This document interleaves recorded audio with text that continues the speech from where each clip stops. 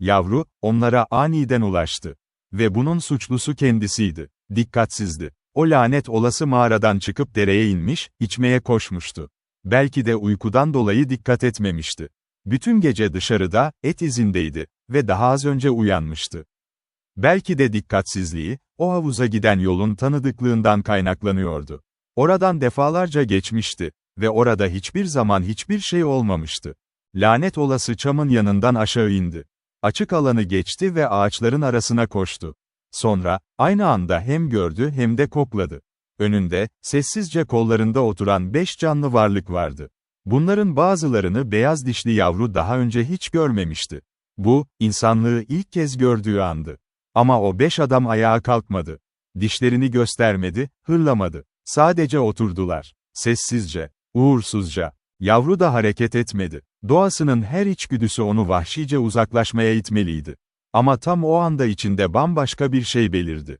Karşı bir içgüdü. Üzerine büyük bir hayranlık çöktü. Kendi zayıflığının ve küçüklüğünün ezici hissiyle olduğu yere mıhlandı. İşte karşısında duran şey, ustalıktı. Güçtü. Onun çok ötesinde bir şeydi. Yavru hiç insan görmemişti. Ama insana dair içgüdü ona aitti. Dik duran insanı tanımanın yolları, vahşi doğanın diğer hayvanlarının üzerinde kendini üstün tutan o varlığı tanımanın yolları. Sadece kendi gözlerinden değil, tüm atalarının gözlerinden bakıyordu artık. Karanlıkta sayısız kış kamp ateşinin etrafında dönen, güvenli mesafelerden ve çalılıkların kalbinden o garip iki ayaklı canlıyı izleyen ataların gözlerinden. Yüzyılların mücadelesinden doğan korku ve saygı, nesillerin birikmiş deneyimi. Ve bu miras, henüz sadece bir yavru olan bir kurt için çok ağırdı. Büyüseydi kaçardı. Ama kaçamadı. Korkudan felç olmuş, yarı yarıya teslim olmuştu. Tıpkı türünün ilk kez insanın ateşinin yanına gelip ısındığı o andan beri taşınan o eski teslimiyet gibi. Kızılderililerden biri ayağa kalktı. Yanına yürüdü ve üzerine eğildi. Yavru yere daha da yaklaştı. Bilinmeyen, artık somutlaşmıştı. Et ve kandan yapılmış, üzerine eğilip tutunmak için yaklaşan bir şeydi bu. Saçları istemsizce diken diken oldu. Dudakları geriye doğru kıvrıldı ve küçük dişleri açıldı. Üzerinde felaket gibi asılı duran el, tereddüt etti. Adam gülerek konuştu, "Vabam vabiska ippittah." Beyaz dişler. Diğer Kızılderililer yüksek sesle güldüler ve adamı yavruyu alması için teşvik ettiler. El daha da yaklaştıkça, yavrunun içinde bir savaş başladı. İki büyük dürtü, teslim olmak ve savaşmak. Ve sonunda ortaya çıkan eylem, ikisinin de bir uzlaşmasıydı. İkisini de yaptı. El neredeyse ona dokunacakken teslim oldu. Sonra dişleri bir anda patladı ve eline saplandı. Bir sonraki anda başının yanında bir darbe hissetti ve yan devrildi. Savaş birden bitti. Yavru köpek içgüdüsü ve teslimiyet onu ele geçirdi. Dizleri üzerine çöktü ve kiyiyi yaptı. Ama ısırdığı adam öfkeliydi. Kafasının diğer tarafına da bir darbe indi. Bunun üzerine her zamankinden daha yüksek sesle kiyi yaptı. 4 Kızılderili daha yüksek sesle güldü. Isırılan adam bile gülmeye başlamıştı. Yavruyu çevrelediler ve ona güldüler. O ise ağlıyordu. Hem korkudan hem acıdan. Tam o sırada, ortada bir şey duydu. Kızılderililer de duymuştu. Ama yavru bunun ne olduğunu biliyordu. Ve uzun bir iniltiyle, zaferle, kederden çok zaferle gürültüsünü kesti. Annesini bekliyordu. Vahşi ve yenilmez annesini. Her şeyle dövüşen, her şeyi öldüren ve hiçbir zaman korkmayan o annesini. Anne koşuyordu. Yavrusunun çığlığını duymuş ve kurtarmaya geliyordu. Aralarına atladı. Endişeli ve militan annelik onu o an için güçlü kılıyordu. Yavru için bu koruma gösterisi, bu öfke, çok hoştu. Mutlu bir çığlık attı ve annesine doğru koştu.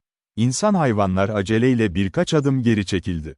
Dişi kurt kenarda durdu. Yavrusunun önünde, erkeklere bakan, saçları diken diken, boğazından derin bir hırlama yükseliyordu. Yüzü çarpık ve tehditle doluydu. Sonra adamlardan biri bir çığlık yükseldi. "Kiş!" dedi. Şaşkınlık dolu bir haykırıştı bu. Yavru, annesinin o sesi duyunca soluyuşunu hissetti. "Kiş!" Adam tekrar bağırdı. Bu sefer keskin ve otoriter.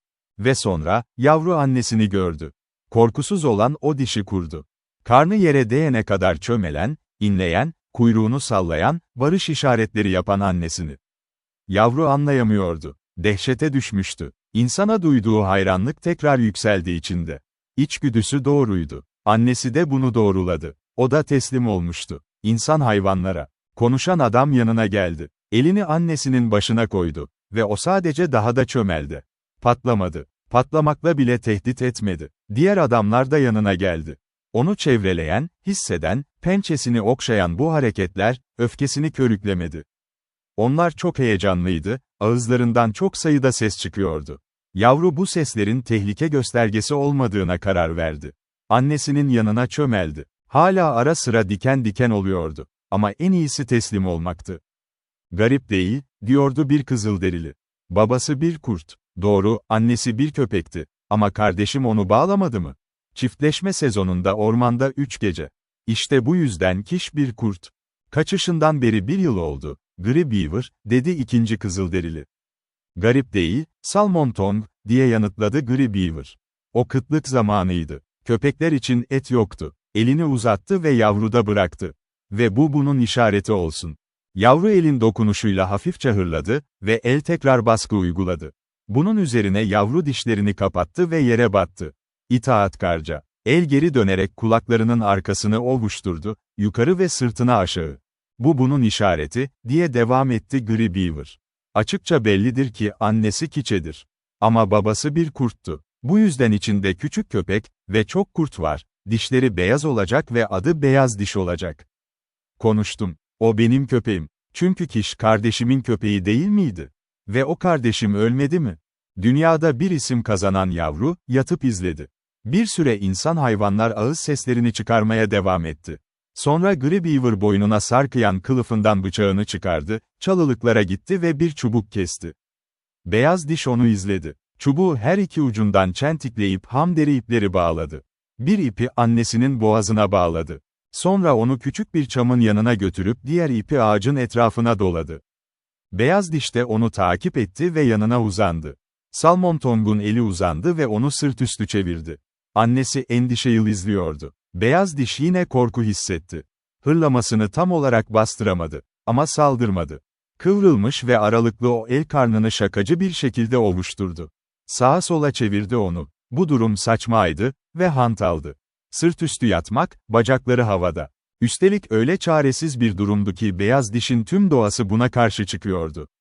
Savunacak hiçbir şey yapamazdı kendisi. Ama teslimiyet, korkusunu kontrol ettirdi. Sadece hafifçe hırladı. Ve sonra, tuhaf bir şey oldu. El geri sürtündükçe, açıklanamaz bir haz hissetti.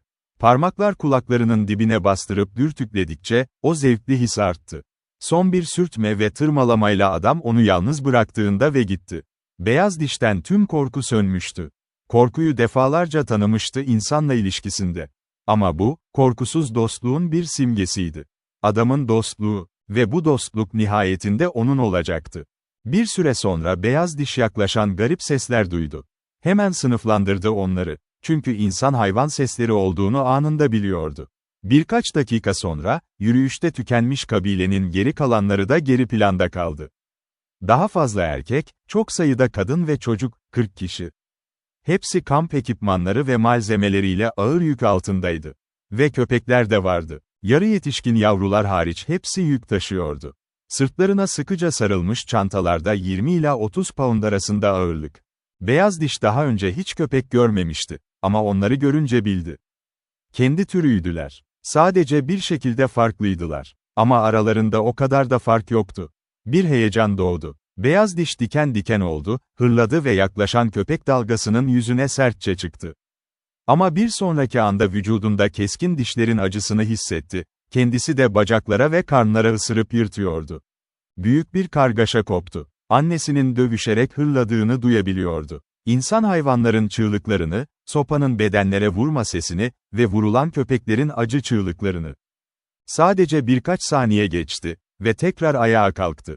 Gördü ki adam hayvanlar köpekleri sopalar ve taşlarla geri püskürtüyordu. Onu savunuyorlardı. Kendi türüne ait olmayan o vahşi dişlerden koruyorlardı. Ve Beyaz Diş'in beyninde bunun adı yoktu henüz. Ama kendi tarzında bir şeyi hissetti, adaleti. İnsan hayvanların adaletini ve onların ne olduğunu anladı. Yasa yapıcılarıydılar. Yasanın vasileriydi. Üstelik kullandıkları güce de hayrandı. Karşılaştığı hiçbir hayvan gibi değillerdi bunlar. Isırmıyor, pençe vurmuyorlardı. Canlı güçlerini ölü varlıkların gücüyle pekiştiriyorlardı. Ölü şeyler bile onların istediğini yapıyordu. Onun zihninde bu güç, alışılmadık, akıl almaz, doğanın ötesindeydi.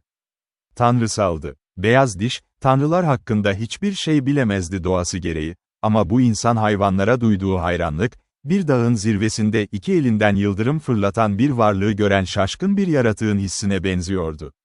Son köpek geri sürülmüştü. Gürültü sakinleşmişti. Ve beyaz diş, acılarını yaladı. Sürü zulmüne ilk kez maruz kalmıştı. Kendi türünün Vaneya'dan, annesinden ve kendisinden fazlasından oluştuğunu hiç hayal etmemişti. Onlar ayrı bir türdü. Ve burada, aniden, görünüşe göre kendi yaratıklarından çok daha fazlasını keşfetmişti. Hem de kendine düşman olanları. Ve annesinin bir sopayla bağlanmasına kızıyordu. Ama bunu yapanların üstün insan hayvanlar olduğunu da görüyordu. Tuzağın tadını alıyordu. Köleliğin tadını. Ama tuzak ve kölelik hakkında henüz hiçbir şey bilmiyordu. İstediği zaman dolaşmak, koşmak, uzanmak, bu özgürlük onun mirasıydı. Ve işte bu miras çiğneniyordu şimdi. Annesinin hareketleri bir sopanın uzunluğuyla sınırlıydı. Ve o sopanın uzunluğuyla kendisi de kısıtlıydı. Çünkü henüz annesinden ayrılamıyordu. Bunu hiç sevmedi. Hayvanların kalkıp yürüyüşlerine devam etmesini de sevmedi. Çünkü küçük bir insan hayvan sopanın diğer ucunu aldı ve keçeyi önünde esir tutarak yürümeye başladı. Beyaz diş de arkasından takip etti, büyük ölçüde huzursuz ve endişeliydi bu yeni maceradan dolayı. Beyaz diş ve annesi, en geniş vadinin çok ötesinden, dere vadisinden aşağı indiler. Ta ki dere Mackenzie nehrine karışana kadar. Burada, kanoların havada direklere saklandığı ve balıkların kurutulduğu yerde kamp kuruldu. Beyaz diş merakla baktı. Bu insan hayvanların üstünlüğü her an büyüyordu. Keskin dişli köpekler üzerinde ustalıkları vardı. Güç soluyorlardı. Ama daha da önemlisi, canlı olmayan şeyler üzerindeki ustalıklarıydı.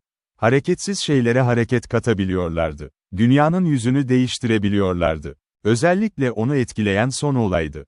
Direklerden oluşan çerçevelerin yükseltilmesi dikkatini çekti, ama bu başlı başına o kadar da dikkat çekici değildi. Çünkü aynı yaratıklar sopaları ve taşları zaten uzak mesafelere fırlatabiliyordu.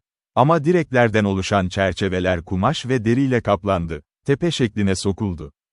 Beyaz diş şaşırmıştı. Onu asıl etkileyen şey devasa kütleleriydi. Etrafında, her yandan, hızla büyüyen canlı canavarlar gibi yükseliyorlardı. Görüş alanının neredeyse tamamını kaplıyorlardı. Korkuyla eğildi, gözlerini temkinli bir şekilde üzerlerinde tuttu. Hızla hareket etmeye kalkarlarsa kaçmaya hazırdı. Ama kısa sürede tepelerden korkusu geçti. Kadınları ve çocukları zarar görmeden girip çıkarken gördü. Köpeklerin girmek için defalarca denediğini, ama keskin sözler ve fırlayan taşlarla uzaklaştırıldığını gördü. Bir süre sonra annesinin yanından ayrıldı. Temkinli bir şekilde sürünerek en yakın çadırın duvarına yaklaştı. Onu iten şey büyümenin merakıydı. Öğrenmenin, yaşamanın gerekliliği. O son birkaç santim, acı verici bir yavaşlıkla kat edildi. Günün olayları onu bilinmeyene hazırlamıştı. Sonunda burnu tuvale dokundu. Bekledi. Hiçbir şey olmadı. Sonra garip bir koku aldı, kumaş kokusu, adam kokusuyla doymuş. Tuvale dişlerini kapattı ve nazikçe çekti. Hiçbir şey olmadı, ama bitişik kısımlar hareket etti. Daha sert çekti, daha büyük bir hareket. Çok keyifliydi. Daha da sert çekti, tekrar çekti, ta ki çadır büyükçe sarsılana kadar. Sonra içeriden bir Squeak'un keskin çığlığı onu annesine doğru koşturdu. Ama artık, yükselen o devasa yapılardan korkmuyordu. Bir an sonra annesinden tekrar uzaklaşıyordu. Çubuk yere saplanmıştı ve annesi onu takip edemedi. Yarı büyümüş bir yavru köpek, biraz daha büyük, daha yaşlı, ona doğru yavaşça ve gösterişli bir şekilde ilerledi. Savaşçı bir edayla. Bu yavru köpeğin adı Lip Lip'ti. Kavgalarda deneyimliydi ve zaten biraz zorba gibiydi. Lip Lip kendi türüydü ve henüz yavru olduğu için pek tehlikeli görünmüyordu. Bu yüzden beyaz diş onu dostça bir ruhla karşılamaya hazırlandı. Ama yabancının yürüyüşü sertleşince, dudakları dişlerinden uzaklaştı. Beyaz diş de sertleşti ve dudaklarını kaldırarak cevap verdi. Birbirlerine karşı yarım daire çizdiler. Çekingen, hırlayan, diken diken. Bu birkaç dakika sürdü ve beyaz diş bundan bir tür oyun olarak keyif almaya başlamıştı. Ama aniden, olağanüstü bir hızla Lip Lip atladı, bir kesme yaptı, çırptı ve tekrar sıçradı. Çırpma omuzda etkili olmuştu. Vaşaklar tarafından yaralanmış olan kemiğin derinliklerinde hala ağrıyordu. Şaşkınlık ve acı beyaz dişten bir çığlık çıkardı. Ama bir sonraki anda öfke dalgasıyla Lip Lip'in üzerine gitti ve acımasızca çıtladı. Ama Lip Lip hayatını kampta geçirmişti. Birçok yavru köpek kavgası yapmıştı. 3, 4, yarım düzine kez keskin küçük dişleri yeniye saplandı, ta ki beyaz diş utanmadan çığlık atarak annesinin korumasına kaçana kadar. Bu, Lip Lip ile yapacağı birçok kavgadan yalnızca ilkiydi. Çünkü başından beri düşmandılar. Öyle doğmuşlardı ve doğaları sonsuza dek çatışma içindeydi. Kiş, beyaz dişi diliyle yatıştırıcı bir şekilde yaladı ve yanında kalması için onu ikna etmeye çalıştı. Ama merakı çok yoğundu. Birkaç dakika sonra yeni bir arayışa girdi. Bir adam hayvan, Gri Beaver, çömelmiş önünde çubuklar ve kuru yosunlar serilmişti. Beyaz diş ona yaklaştı ve izledi. Gri Beaver ağız sesleri çıkardı. Beyaz diş bunların düşmanca olmadığını anladı ve daha da yaklaştı. Kadınlar ve çocuklar daha fazla çubuk ve dal taşıyordu. Açıkça bir anlık meseleydi. Beyaz diş içeri girdi ve Gri Beaver'ın dizine dokundu. Meraklıydı, hem de çok. Bu korkunç insan hayvanın ne yaptığını görmek istiyordu. Birden garip bir şey fark etti. Gri Beaver'ın ellerindeki çubuklardan ve yosunlardan, sis gibi bir şey yükselmeye başladı. Sonra, çubukların arasında, bir renkte kıvrılan ve dönen canlı bir şey belirdi. Gökyüzündeki güneşin rengi gibiydi. Beyaz diş ateş hakkında hiçbir şey bilmiyordu. Onu erken yaşlarında mağaranın ağzındaki o çeken ışık gibi gördü. Birkaç adım sürünerek alevlere doğru ilerledi. Gri Beaver'ın yukarıda kıkırdadığını duydu, sesin düşmanca olmadığını anladı. Sonra burnu alevdeydi ve aynı anda küçük dili ona doğru çıktı. Bir an için, felç olmuştu. Bilinmeyen, çubukların ve yosunun arasına gizlenmiş, vahşice burnundan tutuyordu onu. Geri süründü. Kiyiler şaşkınlıkla patladı içinden. Kiş sesi duyunca hırlamaya başladı ve sopasının ucuna sıçradı, ama yardım edemiyordu. Gri Beaver ise yüksek sesle güldü. Ona tokat attı bacaklarını ve olanları kampın geri kalanına anlattı. Herkes coşkuyla güldü. Ama beyaz diş dizinin üstüne çökmüştü ve kiyileri dinmiyordu. Hüzünlü ve acınası küçük bir figürdü insan hayvanların ortasında. Bu, hayatında yaşadığı en kötü acıydı.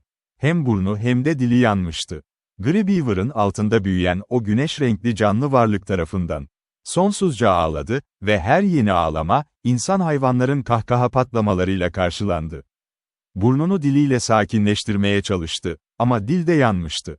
İki acı bir araya gelince daha büyük acı veriyordu. Daha umutsuzca ağladı. Her zamankinden daha çaresizce. Ve sonra, utanç geldi. Kahkahayı biliyordu. Ne demek olduğunu biliyordu. Ve insan hayvanların ona gülmesi gerektiğini hissetti. Döndü ve kaçtı. Ateşin acısından değil, daha da derine çöken o kahkahalardan. Ruhu inciniyordu. Kiçeye koştu. Sopasının ucunda öfkeli deli olmuş, dünyadaki tek yaratıktı ona gülmeyecek olan. Alacakaranlık çöktü ve gece oldu. Beyaz diş annesinin yanına yattı. Burnu ve dili hala ağrıyordu. Ama daha büyük bir şeyle başa çıkmaya çalışıyordu içinde. Evini özlemişti. İçinde bir boşluk vardı. Derenin sessizliğine, uçurumdaki mağaraya ihtiyaç duyuyordu. Hayat çok kalabalık hale gelmişti. Çok fazla insan hayvan vardı. Erkekler, kadınlar ve çocuklar. Hepsi ses ve rahatsızlıktı. Ve köpekler, sürekli kavga edip duran, karışıklık yaratan köpekler. Huzurlu yalnızlık, bildiği tek hayat, gitmişti. Burada hava bile hayatla titreşiyordu. Sinirlerini ve duyularını etkiliyor, onu gergin ve huzursuz kılıyordu. Kamp içinde gelip giden insan hayvanları izledi. Ve o, uzaktan tanrılara bakan insanların bakışına benzer bir şekilde, önündeki bu insan hayvanlara baktı. Onlar gerçek yaratıklardı, tanrılardı. Onun zayıf anlayışına göre de aynı şekildeydiler. Ustalık ve sahiplenmenin yaratıklarıydılar. Her türlü bilinmeyen ve imkansız güce sahiptiler. Canlıyı itaat ettiriyorlar, hareketsize hareket katıyorlardı ve ölü yosun ile odundan güneş rengi, ısıran bir yaşam yaratıyorlardı. Onlar ateş yakanlardı. Onlar, tanrılardı. Beyaz diş için günler deneyimle dolup taşıyordu. Kiş sopayla bağlıyken kampın her yerine koşup sordu. Araştırdı, öğrendi ve insan hayvanlara hızla alıştı. Ama bu aşinalık küçümseme yaratmıyordu. Ne kadar çok öğrendiyse onlar hakkında, ne kadar çok doğruladıysa üstünlüklerini, o kadar çok gizemli güçlerini gördü. Tanrısal benzerlikleri her geçen gün daha da belirgindi. İnsan, tanrılarının devrildiğini ve sunaklarının çöktüğünü görür. Ama çömelen kurda ve vahşi köpeğe bu yas hiç gelmedi. İnsanın tanrıları görünmez ve fazla tahmin edilmişti, buhar ve sislerdi onlar, gerçekliği olmayan arzulanan iyilik ve güç hayaletleri. Ama ateşe gelen kurdun tanrıları, canlı etti. Dokunulmaya sağlamdı. Yeryüzünü işgal ediyor, amaçlarına ulaşmak için zaman harcıyordu. Böyle bir tanrıya inanmak için iman çabası gerekmiyordu. Böyle bir tanrıya inanmamak için de hiçbir irade yetmiyordu. Kaçış yoktu. İşte orada duruyordu, iki arka bacağı üstünde, elinde sopa. Son derece potansiyelli, tutkulu, öfkeli ve sevgi doluydu. Tanrıydı. Gizem ve güçtü. Hepsi etle sarılmış, yırtıldığında kan akan ve herhangi bir et gibi yenisi iyi olan bir tanrı. Ve beyaz diş içinde öyleydi. İnsan hayvanlar kesinlikle tanrılardı ve kaçış mümkün değildi. Annesi Kiş bunu onlara bağlılığıyla göstermişti. Sadakatini göstermeye başlamıştı. Yürüdüklerinde dışarı çıktı, kendi yolunu buldu. Aradıklarında geldi. Tehdit ettiklerinde korkarak yere çekildi. Gitmesi emredildiğinde aceleyle uzaklaştı. Çünkü her dileğin arkasında, o dileği zorla yerine getirme gücü vardı. Toplar ve sopalar, uçan taşlar ve kırbaç darbeleri olarak kendini gösteren bir güç. O da onlara aitti. Tüm köpekler onlara aitti. Eylemleri komut altındaydı. Bedeni onların parçalanacak, ezecek, tolere edecek bir şeydi. Bu ders ona hızla verildi. Zor geldi, zor devam etti. Kendi doğasında güçlü ve baskın olan birçok şeye karşıydı. Ve bunu öğrenmekten hoşlanmıyordu, habersiz olduğu şeyi de bilmeden, onu sevmeyi öğreniyordu. Kaderini başkasının eline bırakmak, varoluş sorumluluklarından kurtulmak. Bu başlı başına bir telafiydi. Başkasına yaslanmak, tek başına durmaktan her zaman daha kolaydı. Ama bu kendini teslim etme, bedenini, ruhunu insan hayvanlara bırakma, bir günde olmadı. Vahşi mirasını ve vahşi anılarını hemen bırakamazdı. Ormanın kenarına sessizce yaklaştığı günler oldu. Uzaklara çağıran bir şeyi dinledi. Ve her seferinde huzursuz ve endişeli bir şekilde geri döndü. Kiçe'nin yanını ve yüzünü hevesli, sorgulayan diliyle yaladı. Beyaz diş kampın yollarını hızla öğrendi. Yaşlı köpeklerin adaletsizliğini ve açgözlülüğünü biliyordu. Erkeklerin daha adil, çocukların daha zalim, kadınların daha nazik olduğunu ve ona biraz et veya kemik atmaya daha yatkın olduklarını öğrendi.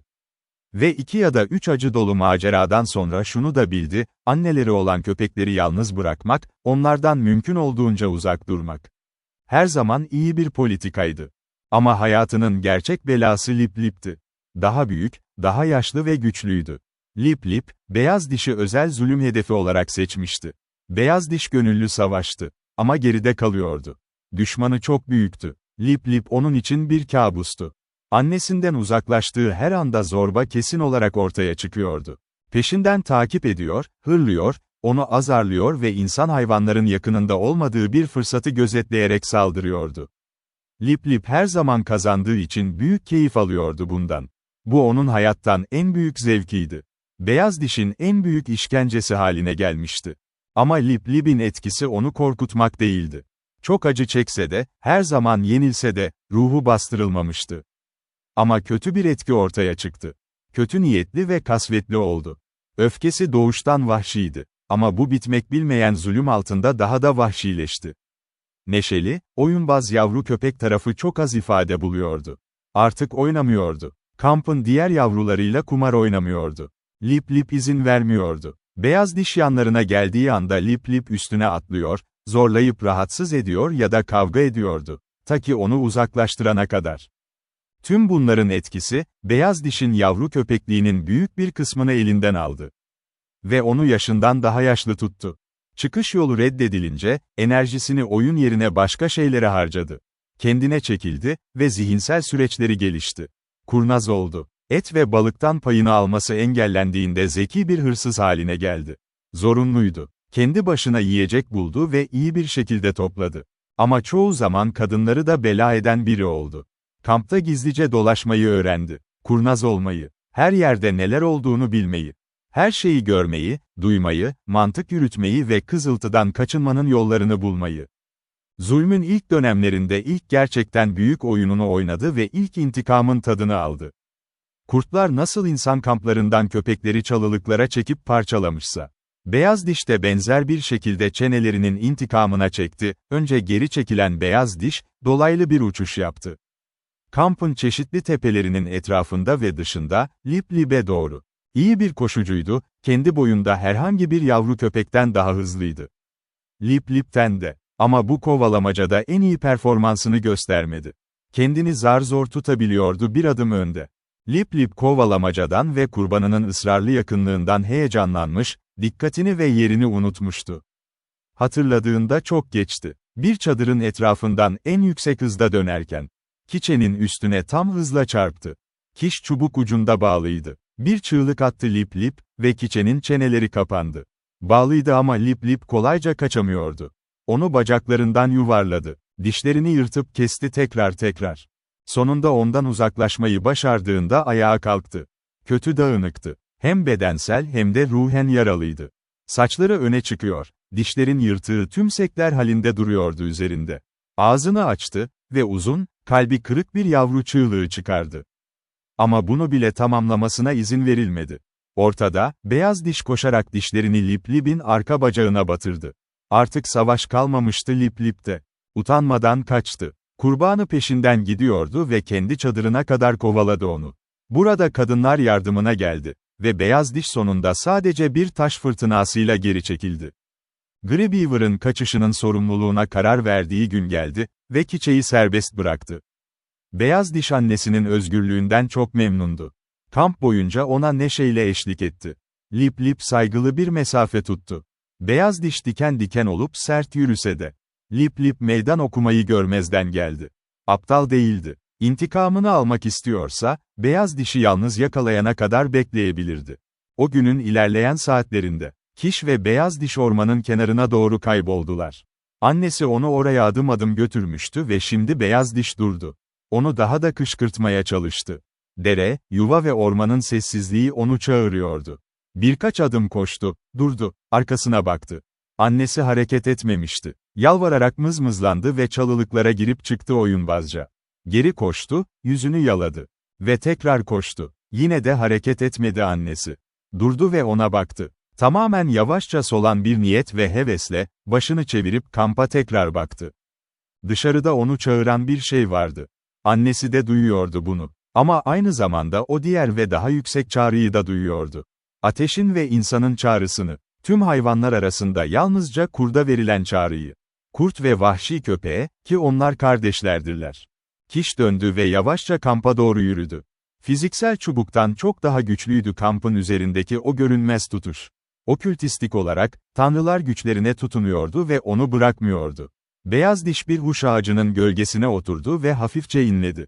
Güçlü çam kokusu ve hafif ahşap kokuları havayı dolduruyordu, ona köleliğinden önceki eski özgürlük hayatını hatırlatıyordu. Ama hala sadece yarı büyümüş bir yavru köpekti.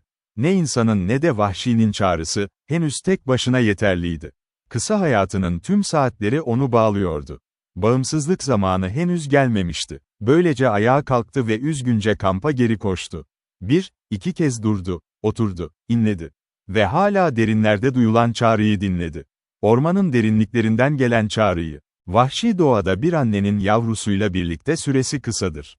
Ama insan egemenliği bazen daha da kısa olur. Beyaz Diş için de böyle oldu. Grey Beaver, 3 kartala borçluydu. 3 kartal Mackenzie Nehri boyunca Büyük Köle Gölü'ne bir geziye çıkıyordu. Bir şerit kızıl kumaş, bir ayı derisi, 20 fişek ve kiş. Borç böyle ödendi. Beyaz Diş annesinin 3 kartalın kanosuna bindirildiğini gördü ve onu takip etmeye çalıştı. 3 kartal onu bir darbeyle geriye doğru savurdu. Kano ilerledi. Suya atladı ve yüzmeye başladı. Grey Beaver'ın keskin çığlıklarına kulak sağır. Geri dön. Ama bir tanrı bile görmezden geliyordu Beyaz Diş. Annesini kaybetmek üzereydi. Ama tanrılar itaat edilmeye alışkındı. Grey Beaver öfkeyle kanoyu peşine taktı. Beyaz Diş'i geçtiğinde ensesinden tutup sudan kaldırdı. Ve hemen dövmeye başladı. Eli ağırdı. Her darbe acı verecek kadar kurnaz bir şekilde yapılmıştı. Ve çok sayıda indi. Üzerine yağan darbelerle. Beyaz diş düzensiz ve sarsıntılı bir sarkaç gibi ileri geri sallandı. İlk başta şaşkınlık hissetti. Sonra anlık bir korku, çarpmanın etkisiyle birkaç kez çığlık attı. Ama bunu hızla öfke takip etti. Özgür doğası kendini ortaya koydu. Dişlerini gösterdi ve öfkeli Tanrı'nın yüzüne korkusuzca hırladı. Bu Tanrı'yı daha da öfkelendirdi. Darbeler daha hızlı, daha ağır, daha acı verici geldi. Grey Beaver vurmaya devam etti. Beyaz diş hırlamaya devam etti. Ama bu sonsuza dek süremezdi. Biri ya da diğeri pes etmeliydi. Ve o, beyaz dişti. Korku tekrar sardı içini. İlk kez gerçekten insan tarafından yönetiliyordu. Daha önce ara sıra sopa ve taş darbeleri yaşamıştı. Ama bunlar bununla kıyaslandığında okşama gibiydi. Ağlamaya başladı ve çığlık attı. Bir süre her darbe ondan bir çığlık çıkardı. Ama korku giderek derinleşti ve sonunda çığlıkları kesintisiz bir hal aldı. Sonunda Grey Beaver elini tuttu. Beyaz diş gevşek bir şekilde asılı kalarak ağlamaya devam etti. Bu, efendisini tatmin etmiş gibi görünüyordu. Onu sertçe kanonun dibine fırlattı. Bu arada kano akarsu boyunca sürükleniyordu. Grey Beaver küreği aldı. Beyaz diş yolundaydı. Onu vahşice ayağıyla reddetti. Ve o anda, beyaz dişin özgür doğası tekrar parladı. Dişlerini mokazinli ayağa batırdı. Önceki dövme, şimdi aldığıyla kıyaslandığında hiçbir şeydi. Grey Beaver'ın öfkesi korkunçtu. Beyaz diş de aynı şekilde korkuyordu. Sadece el değil, sert ahşap kürek de kullanıldı. Ve tekrar küçük vücudu morarmış ve ağrıyordu. Kanoya fırlatıldı. Yine, ve bu sefer kasıtlı olarak, Grey Beaver tekme attı. Beyaz diş ayağına saldırısını tekrarlamadı. Öğrenmişti. Köleliğinin bir dersi daha. Asla, ne olursa olsun asla, Tanrı'yı ısırmaya cesaret etmemeliydi. Tanrı onun efendisiydi. Tanrı'nın bedeni ve kendisi gibi olanların dişleriyle kirlenemezdi. Kano kıyıya değdiğinde beyaz diş inleyerek ve hareketsiz yatıyordu. Grey Beaver'ın iradesini bekliyordu. Ve o irade onu karaya fırlattı, yanına ağır bir darbe vurdu. Titreyerek ayağa kalktı ve inleyerek durdu. Lip Lip tüm süreci bankadan izlemiş ve şimdi hızla ilerledi. Onu devirdi ve dişlerini sapladı. Beyaz diş kendini savunmaya çaresizdi. Zor olacaktı. Eğer Grey Beaver'ın ayağı fırlamamış olsaydı. Lip Lip'i şiddetle havaya kaldırdı ve bir düzine metre uzakta yere çarptırdı. İşte bu, insan hayvanın adaletiydi. Ve o anda bile, kendi acınası durumunda. Beyaz diş küçük bir minnettar heyecan hissetti. Grey Beaver'ın peşinden topallanarak çadıra doğru ilerledi. Ve böylece öğrendi, cezalandırma hakkı tanrılara aitti. Ve kendisi gibi daha düşük yaratıklara karşı da engellenmişti bu hak. O gece, her şey sakinken, beyaz diş annesini hatırladı. Ve üzüntüyle onun için yas tuttu. Çok yüksek sesle ağladı ve Grey Beaver'ı uyandırdı, ve o da onu dövdü. Sonrası tanrılar etraftayken nazikçe yas tuttu. Ama bazen ormanın kenarına tek başına gidip yasını döktü. Yüksek sesle inlemeler ve ağıtlarla. Bu dönemde belki de, sığınak ve dereye koşup vahşi doğaya geri dönebilirdi. Ama annesinin anısı onu tutuyordu. Avcı hayvanlar dışarı çıkıp geri döndüğünde, o da bir ara köye dönecekti. Bu yüzden köleliğinde kaldı. Ve bekledi. Ama bu tamamen mutsuz bir bağlılık değildi. İlgilendirecek çok şey vardı. Hep bir şeyler oluyordu. Bu tuhaf tanrıların sonu yoktu. Ve o her zaman merakla bakıyordu. Üstelik Grey Beaver ile bir bağ kurulmuştu artık. İtaat, katı ve sapmaz itaat, onu dayaklardan kurtarıyordu ve varlığı tolere ediliyordu. Grey Beaver bazen ona bir parça et fırlardı. Ve onu diğer köpeklere karşı savunurdu. Ve böyle bir et parçası, değerliydi. Bir Squeak'un elinden düzinelerce et parçasından daha değerli. Grey Beaver asla okşamadı ya da okşamadı. Belki elinin ağırlığıydı, belki adaletiydi, belki saf gücüydü. Belki hepsiydi. Ama beyaz diş ile huysuz lord arasında belirli bir beraberlik, bir bağ oluşuyordu. Sinsiz ve uzak yollarla, sopa ve taşın gücüyle. Beyaz dişin köleliğinin zincirleri perçinleniyordu. Başlangıçta bunu mümkün kılan türünün özellikleri, insanların ateşine girmeye uygun nitelikleri, onda ve kamp hayatında gelişiyordu. Ne kadar acı dolu olsa da, kamp hayatı gizlice ona sürekli sevimli geliyordu. Ama beyaz diş bundan habersizdi. Sadece Kiçe'nin kaybı için yas tutuyordu. Onun dönüşü umuduyla ve özgür bir hayatı aç bir özlemle.